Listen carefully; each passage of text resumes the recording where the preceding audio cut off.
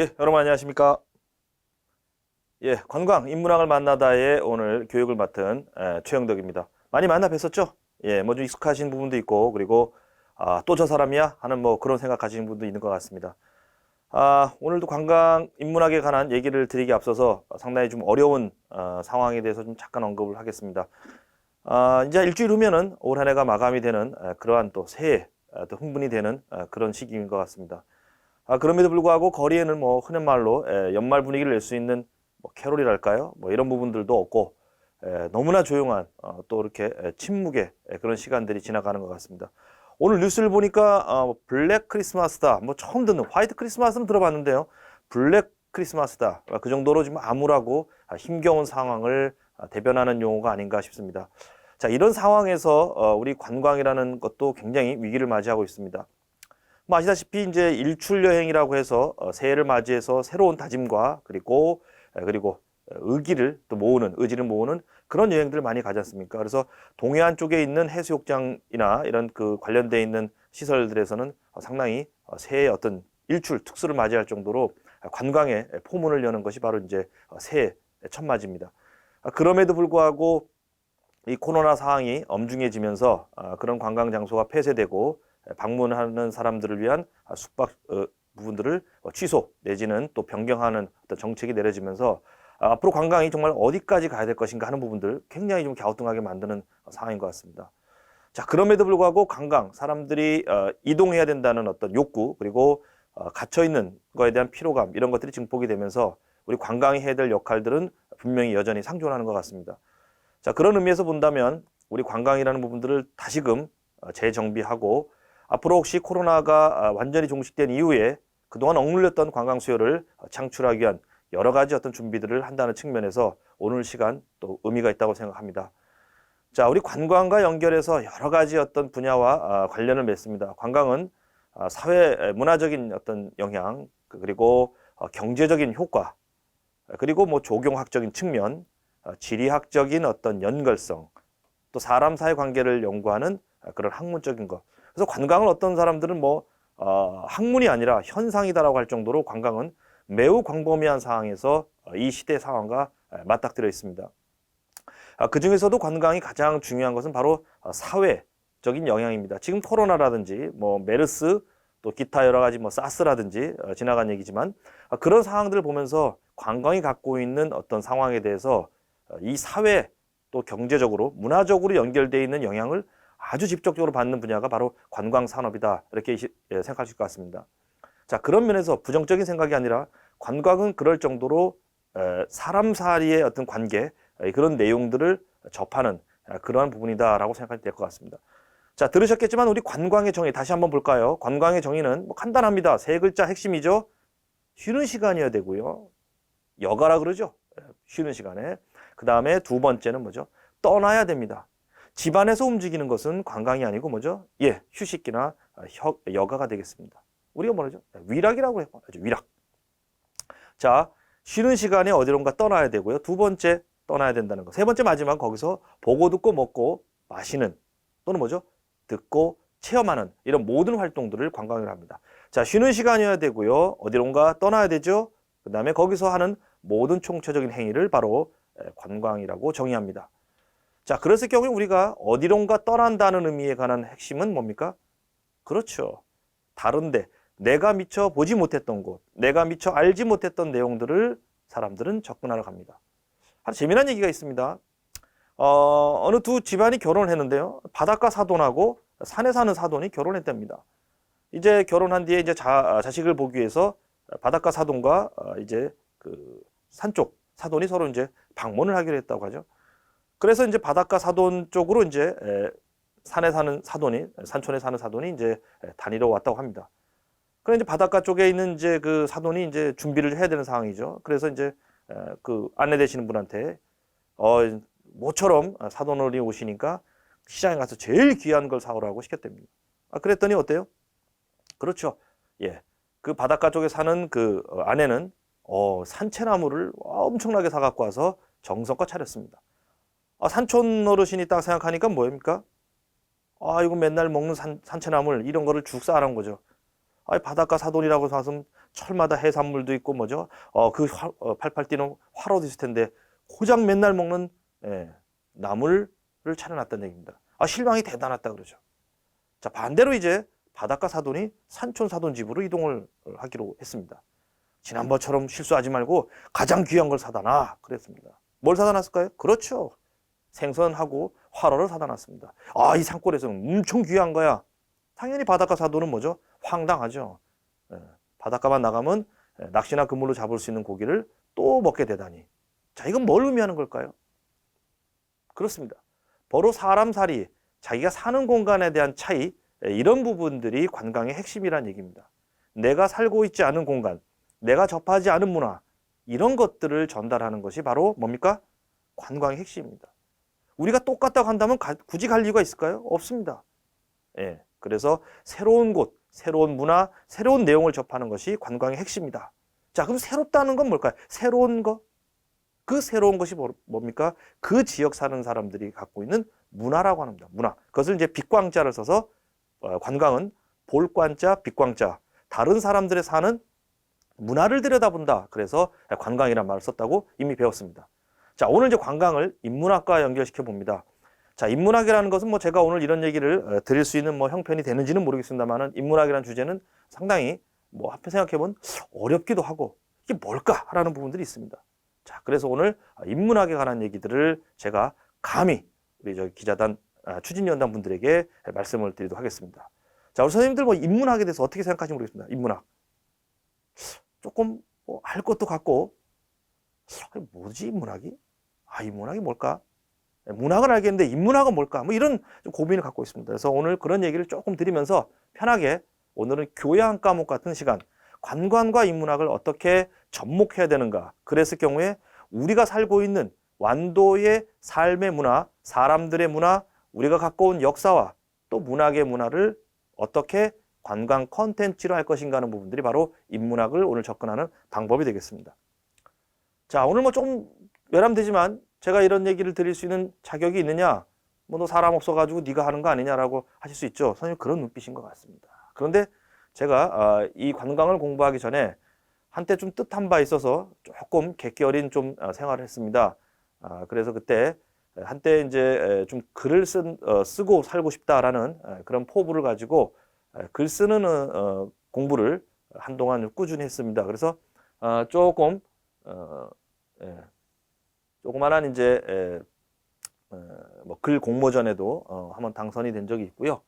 그 뒤로 이제 다시 석박사 과정을 공부하면서 그리고 스토리텔링 공모전에 해서 조금 이제 이렇게 글을 쓰는 거에 대한 훈련을 좀 했습니다. 글 쓰는 것이 인문학과 연관은 없습니다만은 글을 쓰는 행위를 통해서 제가 조그만한 독서라든지 또는 사람 사이 관계를 들여다보면서 인문학이 무엇인가, 왜 필요한가 하는 부분들을 어렴풋이 눈꼽만큼 조금 이제 이렇게 알게 됐습니다.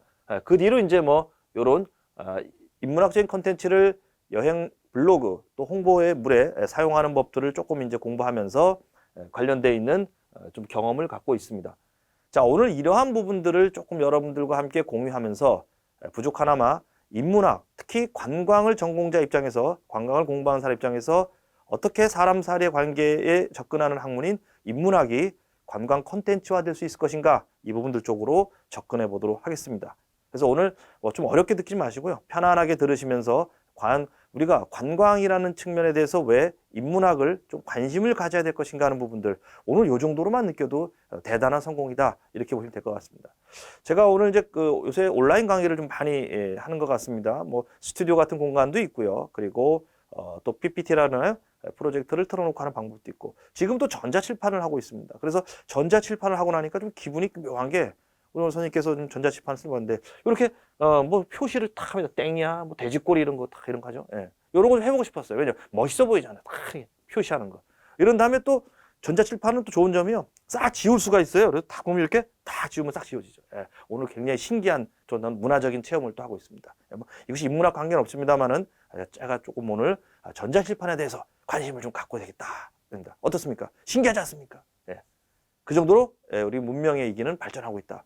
하지만 아무리 첨단 과학이 발달을 하더라도 사람 사이의 어떤 관계, 사람이 살아온 역사, 사람이 갖고 있는 철학, 이런 부분들의 관심의 영역은 여전히 유효하다. 바로 그 영역이 인문학적인 접근이 되겠습니다. 자, 제가 좀 다른 얘기지만요.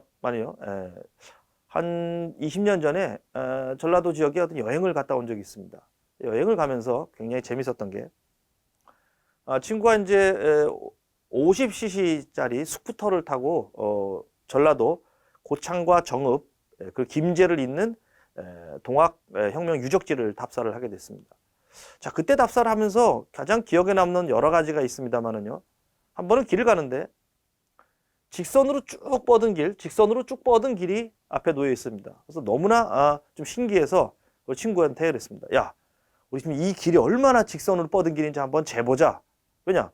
우리가 꾸불꾸불한 길은 많이 살지만 직선으로 뻗은 길은 뭐 고속도로가 아닌 이상은 흔치 않죠. 그래서 김제 평야에 그 조성해 놓은 직선길을 친구와 함께 오토바이로 이제 달리기를 했습니다. 오토바이. 그래서 쭉 달리다 보니까 무려 뭡니까? 약 4km 구간의 직선길을 만나게 됐습니다. 전 지금도 그 여행이 끝난 이후에 그 4km 동안 오토바이를 타고 갔던 직선으로 뻗은 길, 곧게 뻗은 길을 더 많이 인상에 남는다. 이런 얘기를 합니다. 하지만 같이 갔던 친구는 전혀 기억을 못 하더라고요. 바로 그 점이 뭐냐? 자기가 갖고 있는 문화적인 차이. 꼬불꼬불한 길에만 느꼈던 저의 감정이 직선 약 10리길에 해당되는 4km 구간에 해당되는 직선길이 저에게는 그 여행에 인상 깊었던 기억으로 남아있다. 이렇게 말씀드릴 수 있겠습니다. 자, 그래서 이제 완도가 갖고 있는 사람살이의 문제 또는 생각의 문제를 점점 바꿔주는 작업이 뭡니까? 그것이 바로 인문학적인 접근이 되겠습니다. 우리가 살고 있는 모습, 우리가 갖고 있는 생각, 우리 지역이 갖고 있는 철학적인 부분들을 아주 쉽게 관광의 요소로 접근시켜주는 것. 그것이 바로 인문학입니다. 별거 아닙니다. 사람 사례 관계를 연구하는 분야, 바로 그것이 인문학이 되겠죠. 사람인자, 그럴문자, 배울학자.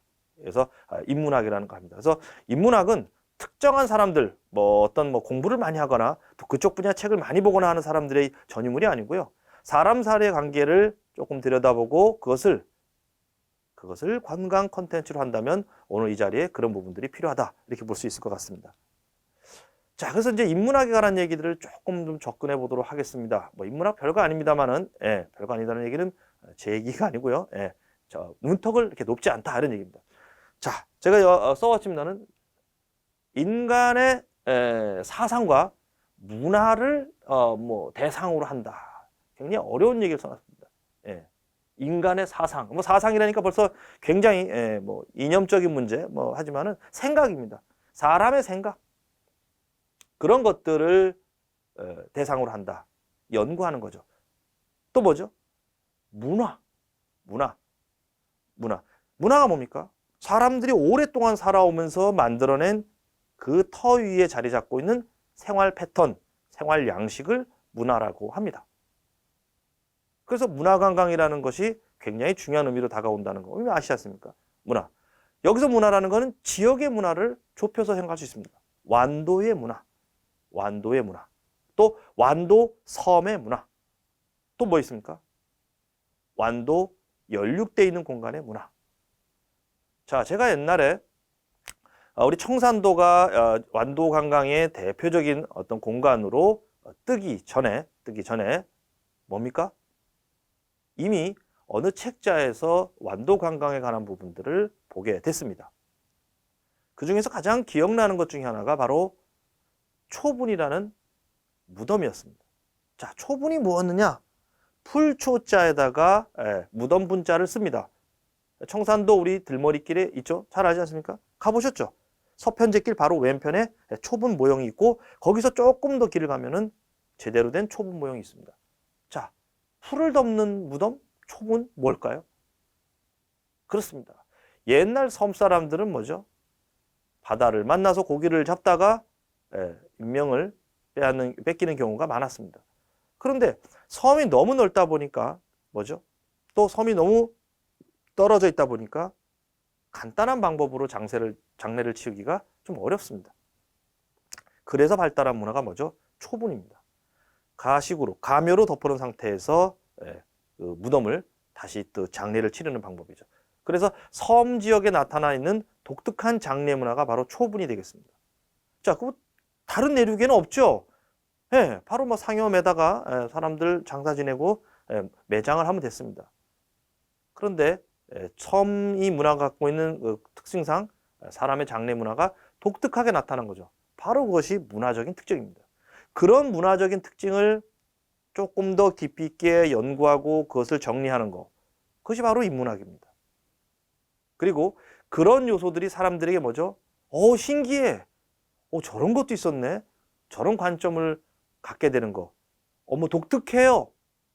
특이해요. 이런 것이 보니까 관광의 특이성이 되겠습니다.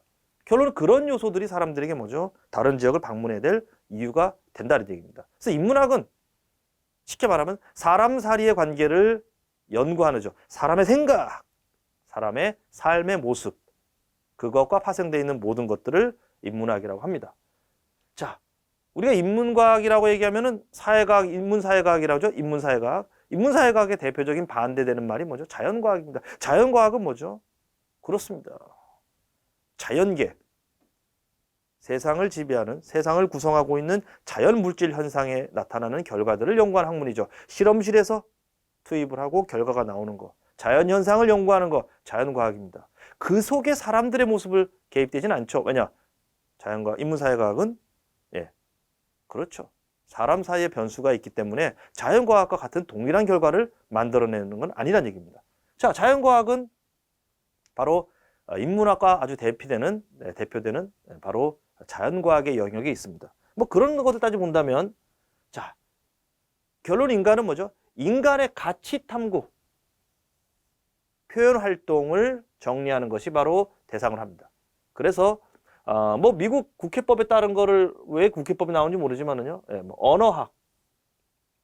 언어학, 그리고 문학, 역사, 법률 나오죠. 철학, 고고학, 그다음에 예술, 비평 뭐 이런 것까지를 다 인문학의 범주로 봅니다.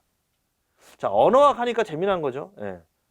우리 뭐 한글, 우리 세종대왕이 창제하신 뒤로 우리가 세계적으로 자랑할 만한 그런 언어 체계를 갖고 있습니다. 자, 뭐 소수민족의 언어가 사라지고 있다는 점에서 굉장히 안타까운 얘기를 하는데, 특히 이제 제주어,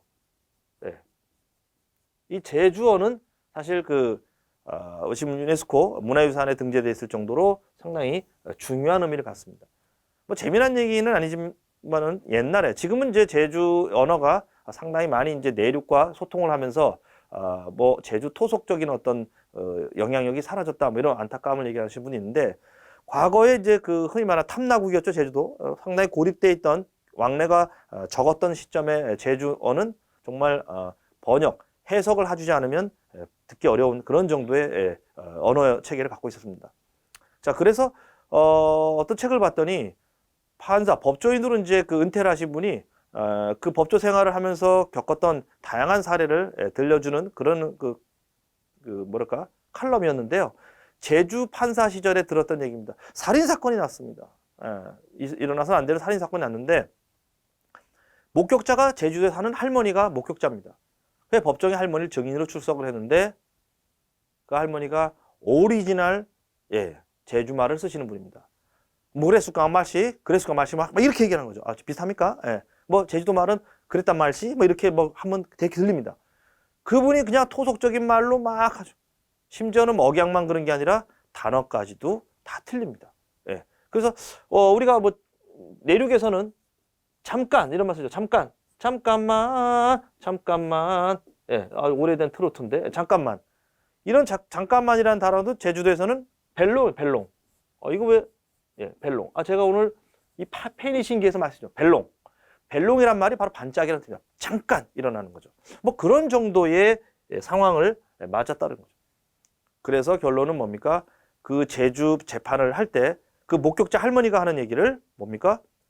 통역을 해가지고서 재판을 치렀다. 이런 얘기를 들은 적이 있습니다. 바로 언어학에 해당되어 있습니다. 언어학. 자, 그래서 뭐 여러 가지 이론이 있습니다만은 결론은 우리 인문학이 갖고 있는 부분들은 사람 사례 관계를 연구하는 그런 학문이다라고 합니다. 그래서 이 인문학이 중요하게 취급받는 이유는 바로 뭡니까? 고전교육의 가장 핵심이 되는 거죠. 우리가 혹시 뭐, 좀 읽어봐라. 이런 책들도 뭐 읽어봐라. 라고 하는 것 중에 상당수는 고전이라고 그러죠. 고전. 그런 책들을 연구하는 그런 학문의 영역도 인문학의 범주에 들어간다 하고요. 특히 이제, 계몽운동이 일어난 이후에 사람들의 관계에 대해서 연구를 많이 하게 된, 왜 유럽, 프랑스나 19세기에 뭐죠? 인문학은 교양교육의 이정표가 됐습니다. 자, 그래서 우리가 뭐 교양이 있니 없니? 야, 저 사람은 교양이 있어.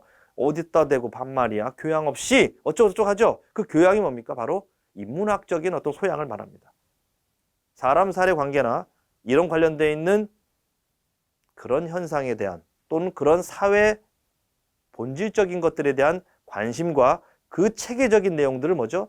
이해하고 그것을 써먹는 사람, 그 사람을 가리켜서 교양이 있다고 얘기합니다. 그래서 인문학적인 소양을 갖고 있는 사람은 우리 흔히가 말한 대로 교양이 있다는 표현할 정도로 우리가 기본 교양 교육의 하나의 핵심을 갖고 온 것이 바로 인문학의 범주에 집어넣게 됩니다. 자, 다음을 볼까요? 네, 이런 얘기입니다. 자, 그러면 우리가 인문학에 관한 얘기를 다시 한번 좁혀보겠습니다. 인문학. 예. 이런 얘기 했습니다. 인문학이 뭐냐? 대학교 학생들에게, 특히 이제 대학교 학생들에게는 4년 또 공부하는 동안 꼭 익혀야 될 뭐 필독 도서 같은 얘기들을 권장을 합니다. 그래서 뭐 흔히 뭐 무슨 대학생들이 읽은 뭐 그런 책, 그래가지고서 세간의 사람들에게도 홍보를 하죠. 무슨 소위 말하는 명문대 학생이 읽은 책 100선 또는 50선 뭐 이렇게 얘기를 하면 사람들이 뭐죠? 아, 그 책을 읽으면 좀 교양이 있나 보다라고 하는 거죠. 그래서 우리가 어떤 실용서적이 뭡니까? 네, 뭐 배우는 책들, 뭐 교본, 뭐 이런 책들 외에 사람의 정신적인 내용을 살찌우는 그런 내용들에 관한 것들을 많이 보게 되는 것을 이제 교양 도서로 정해놓게 됩니다. 그래서 교양 도서 중에 뭐 최근 아니죠? 뭐 정의란 무엇인가 꽤 됐습니다. 뭐 이런 책들이 뭐죠? 바람을 일으키는 것 중에 소위 말하는 지식인층, 즉 많은 사람들이 공부를 하는 그런 사람들이 읽는 교양 서적을 읽으면 나도 조금 교양이 있지 않겠냐 하는 생각에서 그런 책들이 많이 팔리긴 했습니다. 정의란 무엇인가 그런 책도 한동안 바람이었고요. 그 다음에 그 이전인가요? 총균쇠라는 책이 있었습니다. 흔히 말하는 S대 학생들이 도서관 대여 랭킹 1위, 가장 많이 빌려본 책, 빌려서 그것을 배고 잤는지 읽었는지는 모르지만 총균쇠라는 세 글자로 된 그런 책이 있었습니다. 뭐 그런 책들을 보는 이유가 뭡니까? 바로 인문학적인 소양을 기르는 거죠. 자, 우리가 잡지를 본다. 잡지. 야, 그게 책이냐? 잡지가? 잡지지. 하지만 그 잡지 안에는 뭐죠? 이 사회가 가져가야 될 분야의 내용들, 이런 것들을 담고 있는 것이 바로 잡지가 되는 거죠. 인문잡지. 중요하죠, 인문잡지. 저도 한때 뭐 인문잡지 좀 많이 봤습니다만은 뭐 창작가 비평이라든지 또 문학동네라든지 또 기타 뭐 그 외에 다른 책들 보는 이건 뭡니까? 인문학을 취급하는 그런 책들에 관한 걸 봅니다. 자, 그래서 인문학을 아까 앞에 설명드렸죠? 뭐 이런 얘기를 막 드리는데 헷갈려. 뭐 언어학, 고고학, 뭐 철학 어쩌고저쩌고 막 얘기 복잡해. 그래서 인문학을 한 단어로 설명을 합니다. 자, 인문학이 뭐냐? 그랬더니 뭐예요? 문, 사, 철. 요 세 가지 단어로 인문학을 압축해서 표현합니다. 자, 어디 가서 인문학이 뭐야? 그러면 아유, 사람 참 문사철이야 라고 얘기하면 뭡니까? 뭐 조금 좀 아시네나 봐. 이런 식으로 얘기를 하는 거죠. 문사철. 뭐죠? 문학입니다. 문학. 흔히 말하는 뭐죠?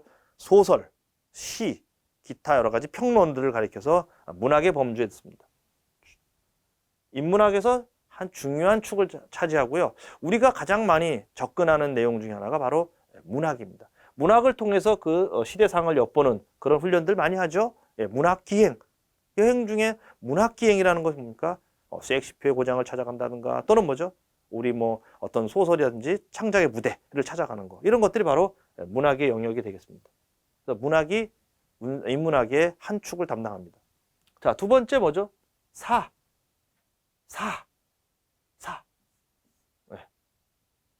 사죠, 사. 역사입니다, 역사. 히스토리. 자, 인류가 살아온 모든 과정에 관한 그 기록이 바로 역사죠.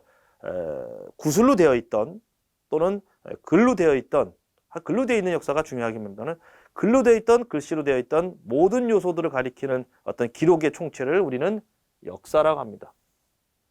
신화든 또는 신화가 아니던 인류가 갖고 있는 또 각 지역이 갖고 있는 각 민족 또 각 부족이 갖고 있는 자신들의 내력을 기록한 것, 그것이 바로 역사가 되겠습니다. 인류의 사고 체계에는 역사적인 어떤 지배를 많이 받고 있죠. 우리의 그 역사적인 뿌리도 사실상 5,000년을 내다보는 것도 그 시점에서의 내용들이 지금까지 전달되고 있는 것을 받아들인 거죠. 글이 생겨난 뒤로 체계적인 정리가 된 건 말할 것도 없고요. 그 이전에 구전을 통한 또는 입으로 전해지는 내용들을 간단하게 기록한 내용들도 역사의 범주에 들어갑니다. 역사에 관한 문제들은 굉장히 중요한 부분들이죠.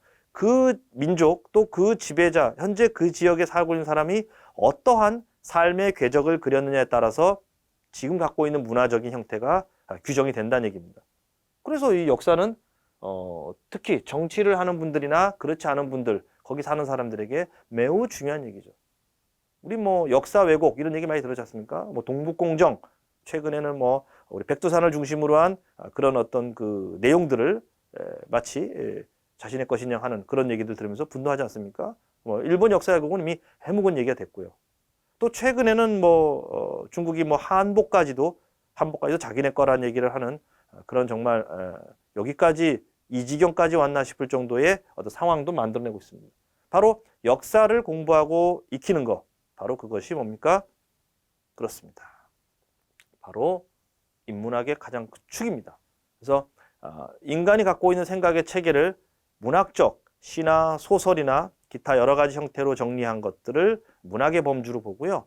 그 인간이 살아왔던, 그 지역이 살아왔던 시간의 흐름을 정리한 것, 히스토리, 역사를 두 번째 인문학의 한 축으로 봅니다. 역사. 그리고 마지막은 뭐죠? 철학. 철학입니다. 철학.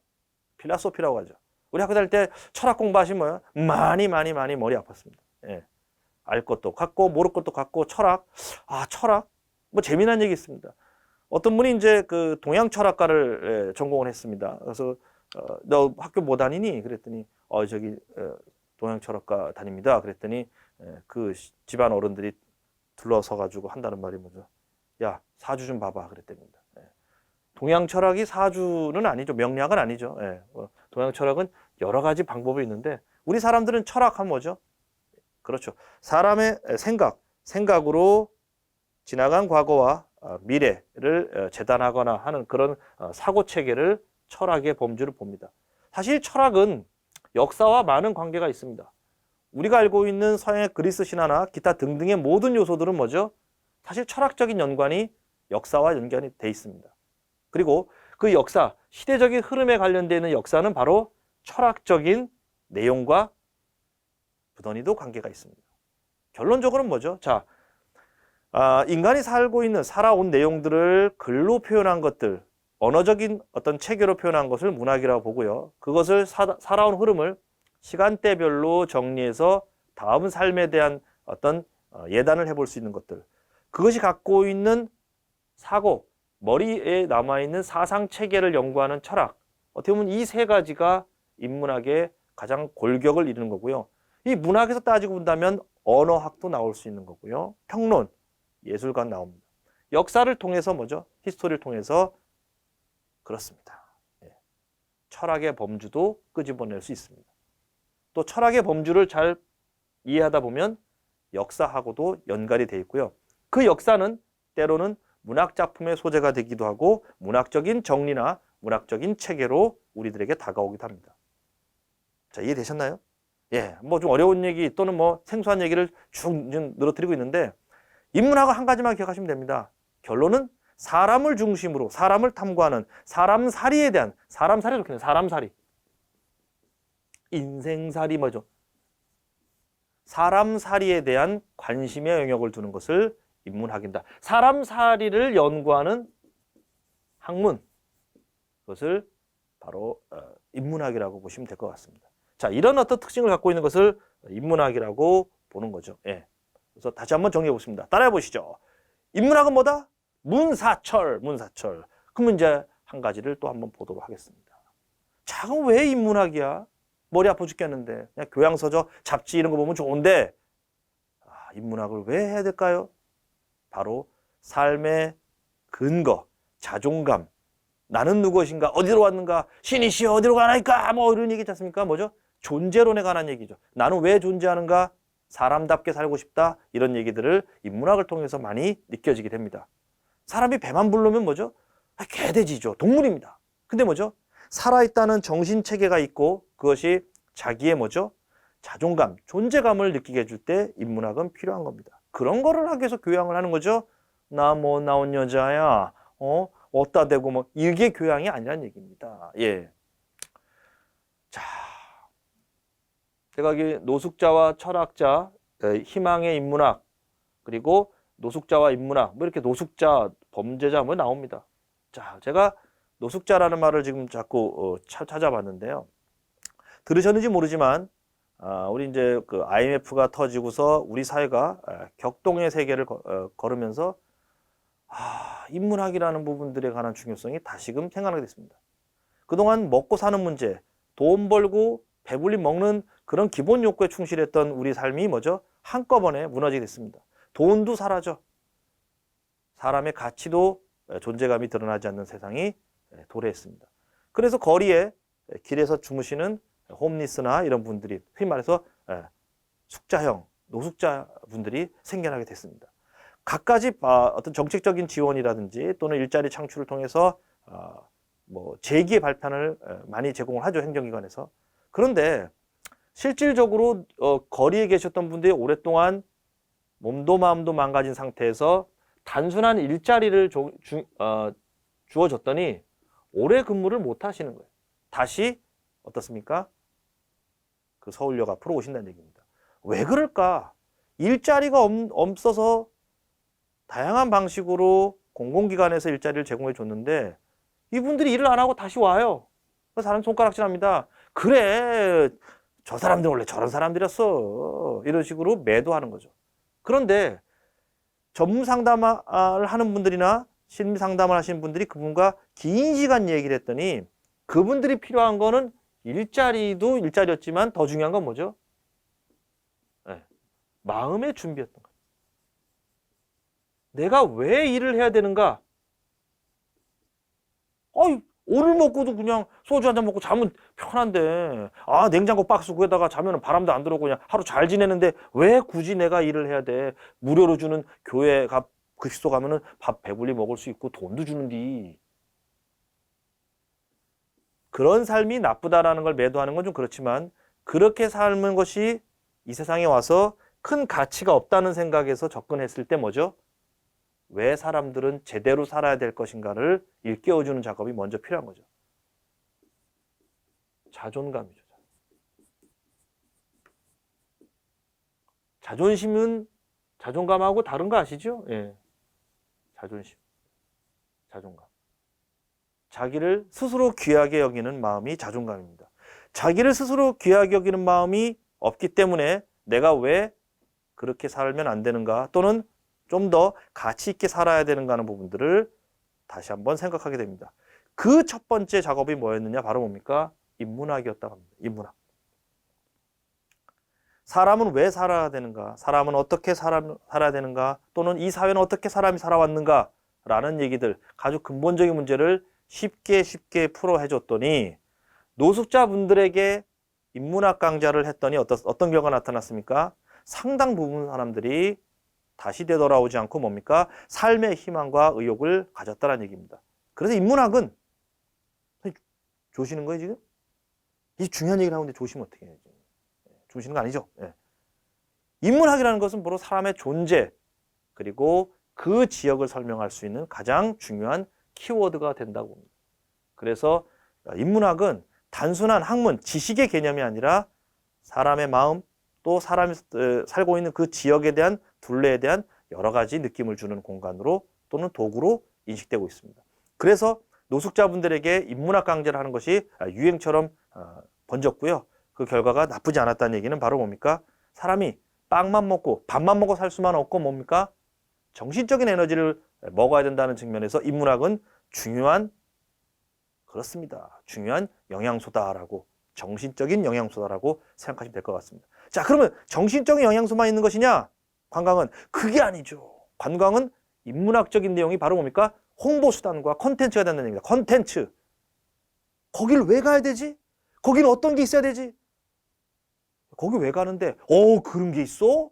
뭡니까? 바로 사람 사례 관계, 인문학적인 어떤 컨텐츠는 관광과 밀접한 관계가 있다. 오늘 너무 속 보이는 얘기를 드린 것 같지만은 잘 나가다가 좁게 보지만 똑같습니다. 사람 사례 관계, 완도 사람들의 지역의 문화, 지역의 사람 사례 관계, 그렇게 살 수밖에 없었던 지역의 내용, 그 관심이 뭡니까? 바로 인문학적인 바탕이 된다는 얘기입니다. 그래서 우리가 지역 문화라고 그러지 않습니까? 지역 문화? 그런 얘기입니다.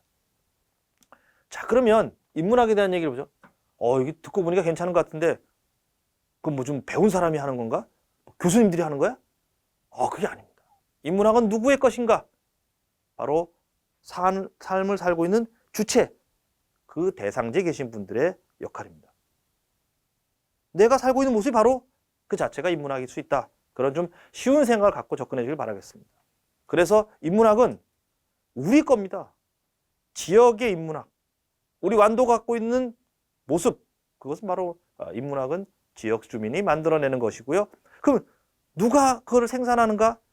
거기 사시는 할머니, 할아버지, 거기 청년, 모든 분들이 만들어내는 것이 바로 지역의 하나의 문화고요. 그 문화를 체계적으로 정리하고 체계적으로 뭡니까? 전달하고자 한다면 그것은 바로 지역을 설명할 수 있는 훌륭한 관광 콘텐츠이자 인문학적인 접근이 된다 보시면 될 것 같습니다.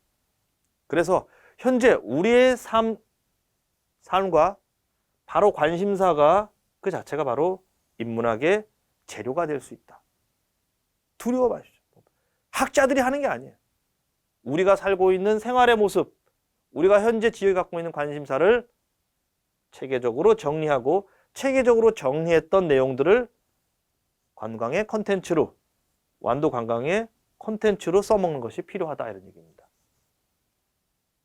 자, 그래서 오늘 인문학의 얘기를 제가 드릴 만큼의 넓은 식견과 전문성을 갖고 있지 않다는 얘기는 무엇이냐? 바로 우리들의 삶의 모습, 요 정도의 그 범위를 어디로 연결시킵니까? 관광 콘텐츠로 연결시키고요. 그 지역의 삶의 모습, 그 사람이 살아왔던 언어, 거기서 정했던 역사, 거기서 생각했던 사람들의 생각, 이런 부분들이 뭐죠? 다 관광의 콘텐츠가 될 수 있다. 그런 차별화한 요소가 사람들이 뭡니까? 완도 가봐야 되겠네. 섬에 그런 게 있어? 몰랐네. 그건 뭡니까? 바로 인문학입니다. 자, 하나 예를 들어보죠. 청산도가 아주 부각되기 전에 우리 완도 관광의 대표 주자는 바로 보길도였습니다. 아시죠? 누구가 계십니까? 윤선도의 어부사시사. 배웠죠? 우리 국어 시간에. 윤선도 선생. 이 윤선도 선생의 내용과 그것들이 강조가 되고 연관이 되면서 그 원림과 시설물들, 그분이 남겨놓은 자원들이 되면서 우리는 보길도를 기억해봅니다. 지금은 청산도가 그 역할을 많이 좀 담당하지만 과거에는 완도 관광은 곧 보길도였습니다. 바로 윤선도 선생이 갖고 있었던 인문학적인 내용이 사람들에게 관심을 가졌던 겁니다. 아무리 보길도가 경관적으로 아름답고 어쩌고저쩌고 해도 이 윤선도 선생이 갖고 있는 무게감을 뺀다면 그 정도로 알려졌을까요? 생각하세요? 어떻게 생각하세요? 저만 떠드니까 좀 너무 심심한 것 같아요. 얘기해 보세요. 그렇죠. 윤선도 선생이 계셨기 때문에 뭐죠? 보길도가 완도 관광의 대표 주자였습니다. 자, 그럼 또 하나 보죠. 청산도. 우리가 청산도를 설명하면서 빼놓을 수 없는 컨텐츠. 아리랑 스리스리랑 아라리까. 이거 안 되네 이거. 청산도 뭡니까? 서편제입니다. 서편제. 서편제. 동편제와 반대되는 서편제. 바로 전라도 지역을 설명할 수 있는 그런 아리랑이 되겠죠. 그 서편제를 찍은 대표적인 촬영 장소 뭡니까? 서편제길이죠. 그 서편제길이 청산도의 대표적인 관광 콘텐츠 중에 하나였습니다. 지금도 마찬가지고요. 그래서 심지어 어떤 분들은 배에서 내리자마자 줄다 훔쳐가지고서 언덕배기 올라가지고 서편제길 휙 보고 오 여기네, 오 TV도 찍고 보던 데네. 그리고서 그 다음 배로 휙 나가버리는 그런 분들이 뭡니까? 청산도를 서편제길로 보는 거죠. 자, 그랬을 경우에 이 서편제가 갖고 있는 어떤 하나의 모습도 뭐죠? 인문학적인 콘텐츠가 되겠습니다. 그냥 섬이 아니라 그곳이었던 곳, 그런 내용이 얽혀 있는 곳, 그럼으로 인해서 우리가 동편제와 서편제를 좀 더 이해할 수 있는 것, 그것이 바로 뭡니까? 인문학이 가져야 될, 또 관광이 인문학을 대하는 그 정도의 수준입니다. 이건 낮고 높음의 문제가 아니라 뭡니까? 그 정도로 충분하다는 얘기입니다. 그래서 우리가 관광은 인문학에서 그 정도로만 생각하시면 됩니다. 너무 부담 갖지 말자는 얘기입니다. 우리가 뭐 지금 학자도 아니고 뭐 그런 거 아닙니다. 인문학은 뭐죠? 아주 훌륭한 사람 사이의 관계와 거기 관심사, 그 지역의 역사나 문화는 뭡니까? 바로 중요한 관광 콘텐츠가 될 수 있고, 그것이 바로 문화관광의 핵심이 될 수 있다. 그거를 찾아낸다면 뭡니까? 경쟁력이 있는 겁니다. 뭐요? 오, 그런 곳이 있어. 자, 제가 관광을 학교에서 조금 가리키면서 학생들에게 좀 하는 얘기입니다. 관광이 뭐냐? 관광은 틀입니다. 틀, 형태죠. 예, 그런데요. 관광은 그 관광 자체가 아니라 그랬습니다. 야, 관광이 그 자체가 뭐니? 대답을 잘 못합니다. 그 관광 안에 들어있는 건 뭐예요? 우리 삶의 모습, 그 지역의 내용들, 그 사람의 삶의 모습, 뭐죠? 인문학이에요, 인문학. 그 인문학을 관광이라는 틀 안에 집어넣는 겁니다. 그래서 제가 학생들한테 인문학적인 소양을 많이 갖고 그 지역에 대한 인문학 소양을 많이 가지면 가질수록 뭡니까? 관광의 내용은 풍성해질 수밖에 없다. 그럽니다. 거꾸로 그 지역에 대한 인문학적인 소양을 갖고 있지 않으면 아무리 훌륭한 관광 계획도 뭡니까? 사람들은 관광 그 자체를 보러 오는 것이 아니라 그 관광이 주고자 하는 뭡니까? 내용, 감동, 그거를 합니다. 그 감동의 주 소재는 뭡니까? 바로 그 지역만이 갖고 있는 인문학입니다. 자, 이제 나왔죠? 왜 관광이 인문학을 사랑하는가? 왜 인문학은 관광을 뭐예요? 도와주는가? 관광은 틀이고 내용은 인문학이다라는 접근을 한번 해볼 수 있습니다. 그래서 오늘 제가 관광에 관한 얘기를 인문학으로 조금 설명해 가면서 얘기를 드리고 있습니다. 자, 어떻게 흥미로우신가요? 전혀 이해를 못 하시겠다고요? 예. 이해가 가야 또 내년이 오는데 큰일 났네요. 자, 그러면 이제 관광을 인문학적으로 소개하는 얘기 한번 사례를 통해서 한번 조금 설명을 드리겠습니다. 그러면 뭐 아까부터 계속 지금 관광을 인문학으로 한다 하는데 그럼 어떻게 하는 거야? 한번 좀 얘기를 한번 해줘봐.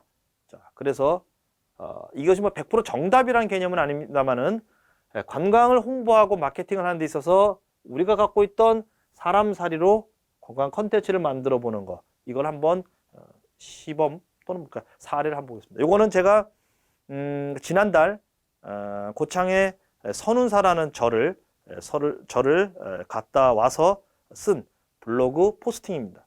결론은 간단한 여행기 정도 개념인데요. 그것을 어떻게 인문학적인 컨텐츠를 연결하는가 부분들을 조금 힌트가 될 수 있을까 해서 보여드리도록 하겠습니다. 참고로 제 블로그에는 이거 말고도 완도 관광을 보여줬던 약산도, 뭐 생일도, 뭐 이런 고금도, 이런 섬에 관한 포스팅이 되어 있습니다만 오늘은 원어무 완도에 관한 얘기를 하니까 조금 느낌이 다르실 것 같아서 오늘은 고창 선운사 얘기를 한번 하겠습니다. 자, 그러면 관광을 인문학을 통해서 전달한다는 점이 과연 뭐 어느 정도인가? 아주 뭐 어렵고 고창할 필요 없습니다. 보시죠. 자, 오랜만이다. 송창 씨가 불렀던 노래로 기억되는 선운사. 사진 하나 보입니다. 선운사 주차장이죠. 선계 구리 머문다는 이름도 무색하게 주차장에는 아무도 없고 뭐 뻔한 얘기 합니다. 가을 잔치가 끝난 것도 있고요. 갑자기 닥친 밤 기운, 야기 때문에 무채색 공간이 을실스럽다. 뭐 뻔한 얘기를 쓰고 있습니다.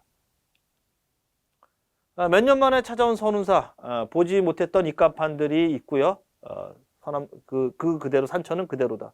도립공원 수준의 선운산 자락이지만 뭐죠? 현재 지질공원으로 혁상되어 재배하고 있다고 일반적인 소개를 하고 있습니다. 그러면서 사람이 어떻게 이런 내용들을 꾸며놨는가 하는 얘기들을 쭉 봅니다. 결론 이제 들머리에서 선운사를 본격적으로 소개를 하고 있습니다. 여기까지는 뭐 도입될 수 있는 뻔한 얘기들입니다. 단순히 왔다, 들어간다, 나무가 있다, 뭐 사람이 없다 이런 정도의 얘기보다는 좀 다르게 조금은 좀 풀어가고 있습니다. 자, 우리가 여기서 본다 그러면 바로 질마제라는 내용이 나옵니다. 이 질마제는 바로 미당 서정주 선생의 시집 질마제 신화라는 책에서 아마 따왔을 것입니다. 자, 이 지역을 대표하는 문인 미당 서정주 선생의 제목을 차용해서 관광 컨텐츠 질마제 백리길이라는 내용을 만들어냈다는 얘기죠. 바로 인문학은 그런 겁니다. 이곳과 관계 있는 어떤 내용들을 컨텐츠화해서 사람들이 좀, 그 유명한 시인이 관계된 곳이 여기구나. 요 정도 이상 이하도 아닐 수 있습니다. 또 지질공원에 관련되어 있는 얘기들도 언급할 수 있다는 얘기입니다. 자, 이제 관광 컨텐츠와 인문학을 어떻게 접목할 것인가. 이것이 의미가 있고 커진다면 뭐죠?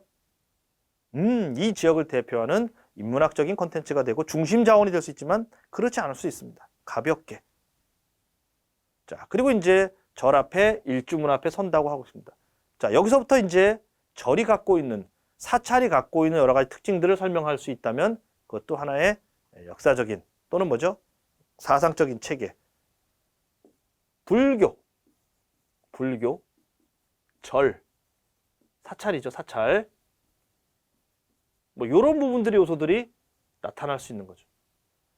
그 지역의 컨텐츠를. 그래서 일주문이라는 걸 설명할 수 있다면 더 좋겠죠. 예, 하나의 기둥으로 이루어진 문이라는 뜻이죠. 즉 부처님의 법력이 하나, 진실은 법적인 진실은 하나다라는 의미를 담고 있는 게 바로 일주문이 되겠습니다. 자, 그리고 이제 천연기념물을 설명을 하죠. 그 옆에 우리 천연기념물 뭡니까? 예, 갖춰야 될, 가지고 보존해야 될 것들을 정부가 지정해서 관리하는 그런 문화재를 천연기념물이라고 합니다. 그 중에 하나가 바로 여기 입구에 있죠. 그런 내용들을 설명하는 것도 하나의 중요한 인문학적인 접근이 되겠습니다. 그리고 이제 갔더니 술패랭이라는 게 있습니다. 겨울인데도 불구하고 뭐죠? 푸른 녹지를 보여주고 있는 그런 공간을 설명하는데 이상하죠? 다 잎이 떨어지고 누리끼리 해야 되는데 푸른 잔디밭 같은 풍광을 보여주는데 가까이 가봤더니 풀이야. 바로 술팽이라는 풀이 되겠습니다. 뭐 이런 것들을 설명하면서 갖고 있는 내용들이 접근할 수 있죠. 그리고 이제 가장 중요한 것 중에 하나가 바로 이제 부도탑에 갑니다. 이 선운사 부도탑은 굉장히 많은 관광 홍보 자료라든지 그리고 특히 나의 문화유산 답사기라는 책에 나오면 언급될 정도의 의미를 갖습니다. 그래서 그냥 사람들이 그냥 뭔가 하고 그냥 대부분 다 지나가요. 왜냐? 뭐 절로 바로 가야 되니까. 근데 이미 인문학적인 내용에 접근하신 분들은 여기가 과거의 스님들이 이 절과 관련돼 있었던 행적을 기록한 곳이 바로 부도탑입니다. 제가 그래서 뭐 재미나게 석재 아카이빙이다라는 뭐 말을 썼는데 아카이빙은 디지털 개념인데 뭐죠? 돌로 만든 아카이빙, 역사를 기록한 공간이다라고 재미나게 제가 표현을 바꿔봤습니다. 자, 그 부도탑에 관한 얘기를 하면서 이 부도탑의 가장 큰 의미는 뭐냐? 바로 뭡니까? 벽파선사비입니다. 이 부도탑에서 벽파선사비를 꼭 봐야 될 이유를 이제 설명하면서 사람들이 뭐죠? 아, 몰랐는데 이제는 뭐야? 선운사를 가면 벽파선사비를 봐야 되겠구나. 몰랐네. 뭐죠? 관광 콘텐츠가 되는 겁니다. 그랬을 경우에 18세기 선운사에 중위됐던 고창 출신의 선사, 율사죠. 백파선사. 그리고 이 양반과 관련 있는 유명한 선생, 완당. 완당 선생은 누구죠? 아세요? 완당 선생? 모르시죠? 하지만 추사 선생은 누군지 아시죠? 바로 완당 선생이 추사 김정희 선생입니다. 뭐 일설에 의하면 추사 김정희 선생은 호가 1000개가 넘었다고 합니다. 호만. 본인은 외웠을려나 모르겠습니다. 호가 1000개가 넘을 정도로 다양한 호를 썼는데 대표적인 호가 바로 뭡니까? 추사고요. 그 다음에 완당이라는 호를 많이 썼습니다. 완당. 그래서 완당 선생의 호를 기억하면서 이 백파선사비를 봅니다. 바로 이 백파선사비, 이 글씨가 완당 선생의 마지막, 죽기 마지막 때 쓴 글씨란이죠. 조선 최고의 명필이 쓴 글씨가 바로 어디에 남아 있습니까? 선운사 부도탑에 남아 있습니다. 그냥 지나쳐갈 사람들에게 그런 역사와 내용, 백파선사와 완당 선생의 우정과 교감을 설명함으로써 관광 콘텐츠가 됐습니다. 자, 이제 완도 관광 어떻게 생각하세요? 그런 것들을 찾아서 연결하는 것이 바로 뭡니까? 인문학적 결합입니다. 별거 아닙니다. 여기서 지금 사상을 논하고 철학을 논하는 게 아니라 뭐죠? 그 지역의 사람들이 살고 있었던 내용, 그 지역의 사람들이 알고 있는 내용, 그것이 하찮던 하찮지 않던 뭡니까? 바로 그 자체로 관광 콘텐츠가 되는 것이 바로 사람 사례 관계 인문학이다 보시면 됩니다. 인문학 별거 아닙니다. 예. 내가 살고 있는 자체가 인문학일 수 있다라는 얘기입니다. 자, 그럼으로써 이제 세안도에 관한 얘기가 나오죠. 학교 다닐 때 배우셨습니까? 예, 세안도, 그다음에 유용준 교수의 나윤산 답사기까지 언급을 하면서 점점 관광 콘텐츠의 내용을 확대하고 있습니다. 혹시 이 포스팅, 제 글을 보신 분 중에 상당수는 뭡니까? 나중에 가게 되면 거기 한번 들러봐야겠다 생각을 조금이라도 가지게 된다면 뭐죠? 그렇죠. 완도 관광에 대한 개념을, 완도 관광에 대한 관심을, 완도 관광에 대한 시간 체류를 더 요구할 수 있다는 얘기입니다. 중요한 얘기 아닙니까? 이쯤에서 박수 막 쳐주고 그러는데 딴 데 가면은 박수 한번 쳐보십시오. 다 끝나갑니다. 좀만 버티시고. 자, 그러면서 불과 150년 전에 계셨던 분들이 주었던 이 문화재를 느끼면서 150년 만에 이런 세상이 온 거죠. 카톡 세상. 자, 돌로 새겨 남겼던 그런 시절이 불과 150년 만에 뭐죠? 보이지 않는 공간에 글을 남기고 사진을 저장하는 그런 세상으로 바뀌었다. 바로 이런 내용들을 언급하면서 관광에 대한 감상을 끌어올리고 있습니다. 그리고 도소람에 관한 얘기를 합니다. 이쯤에서 뭐 우리가 절과 암자의 차이 뭐 이런 것들도 다시 언급할 수 있겠죠. 예. 그 다음에 이제 송창식 선생이 불렀던 동백꽃, 선운사 동백꽃 노래를 한번 불러보시겠어요? 그 선운사에 가신 적이 있나요? 맹구처럼 부르는데 어쨌든 그러면 누가 불러요? 뒤에 백코러스 여자분들이 이렇게 불러주죠. 그 노래. 유튜브에서 보세요. 예. 자, 눈물처럼 지는 동백꽃 말이에요. 천연기념물입니다. 그 동백꽃을 선운사에서 꼭 보게 되는 거죠. 자, 그리고 사천왕, 천왕신을 들어가는데 왜 사천왕신인가 하는 부분들을 다시 한번 언급해주면 천왕신. 자, 이거를 설명하게 되면 뭐죠? 네, 좀 더 콘텐츠가 풍부해진다는 얘기입니다. 네, 그러면서 가장 핵심이 되는 이제 동백꽃을 보러 갑니다.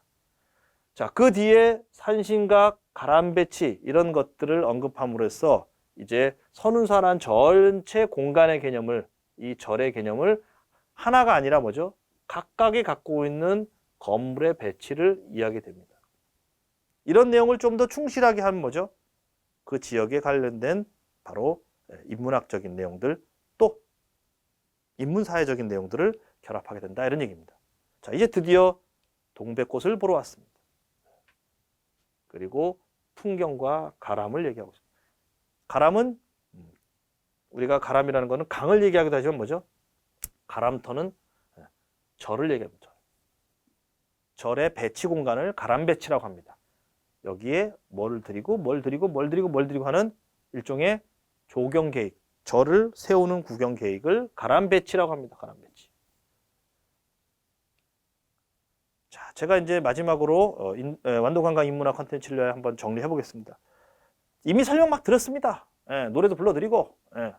자, 완도관광 다른 거 아닙니다. 인문학이라는 거는 별게 아니고요.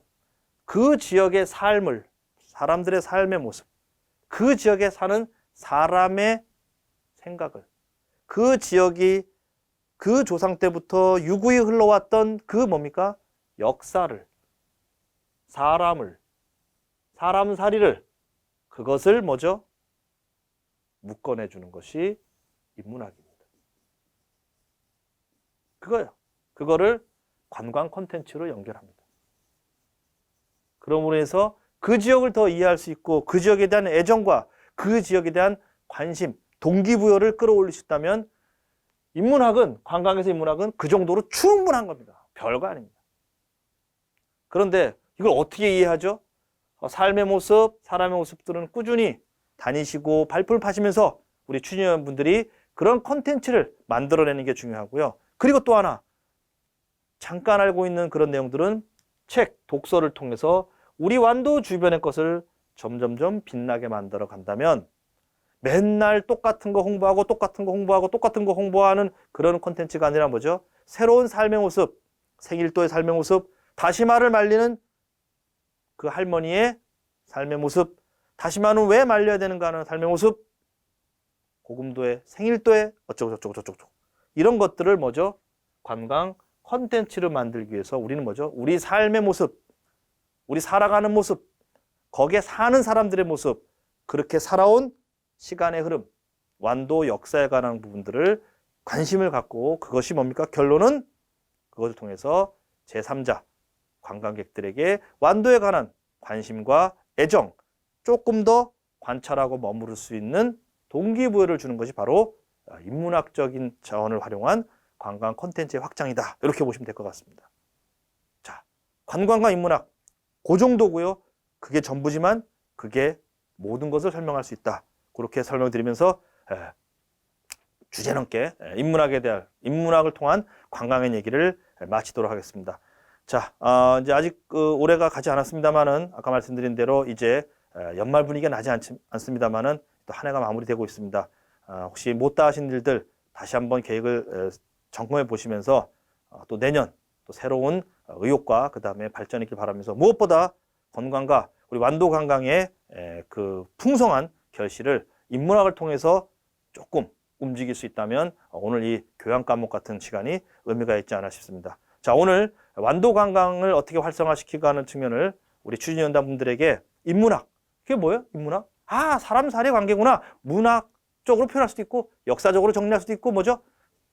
철학적으로 생각할 수 있는 그런 내용들을 가지고 사람들에게 우리 지역을 좀 더 애정 있게 들여다보고 좀 더 방문하고 싶은 공간, 좀 더 머무르고 싶은 공간, 또 새로운 것을 정보를 알게 되는 공간으로 바꿔주는 것이 바로 인문학적인 관광 접근이다라는 생각을 가지면서 오늘 얘기를 마무리하겠습니다. 건강하시고 특히나 코로나 상황에서 무엇보다 건강하시고 앞으로 완도 관광의 발전을 빌면서 오늘 시간을 마감하겠습니다. 자, 뭐 궁금하신 내용은 묻지 않고 마무리하겠습니다. 건강하시고 다음 시간에 뵙도록 하겠습니다. 마치겠습니다. 고맙습니다.